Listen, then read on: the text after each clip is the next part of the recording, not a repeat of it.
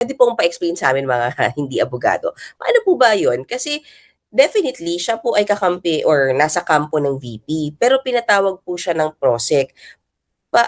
Paano po siya makakatulong sa PROSEC kung alam natin na kay VP camp siya?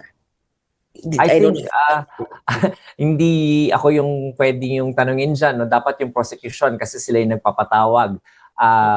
Pero ang mabibigay ko lang sa inyo is yung alam ko kung saan ka patungo, no? Dahil naitanong na rin naman sa akin yan ng ilang beses, kung ikukonsidera ba siyang hostile o hindi, Yes. no?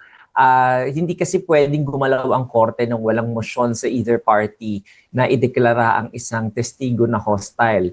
At yung pagiging hostile witness, ito ay may formality sa batas. Ibig sabihin nito, merong pagkakaiba sa pagpepresenta ng isang ordinaryong witness at saka ng hostile witness.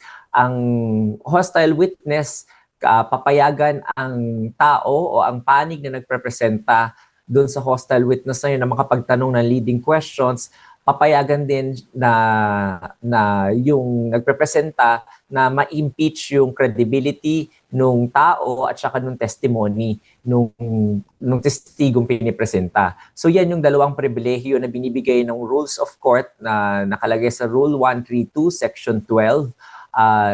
Yan yung dalawang pribilehiyo na binibigay doon sa nagprepresenta kapag nadeklarang hostile yung kanyang testigo. Pero hanggat walang motion na ganon, hindi iko-considera na automatic na hostile yung testigo na yon kahit pa ito ay alam na o nakasaad doon o stipulated na nagtatrabaho siya sa Office of the Vice President.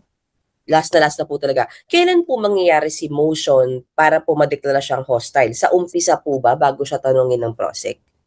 We do not want to preempt kung kailan gagawin yan ng prosecution or kung gagawin man ng prosecution kasi sila yung party nagrepresenta kay Attorney Zuleika Lopez. Pero kung babasihan mo yan sa rules natin, wala naman sinasabi kung kailan kailangan. Pero base sa experience naman sa korte, pwedeng bago siya umupo, ipadeklara na siya. Pwede naman pag nakaupo na rin siya, ipadeklara na siya.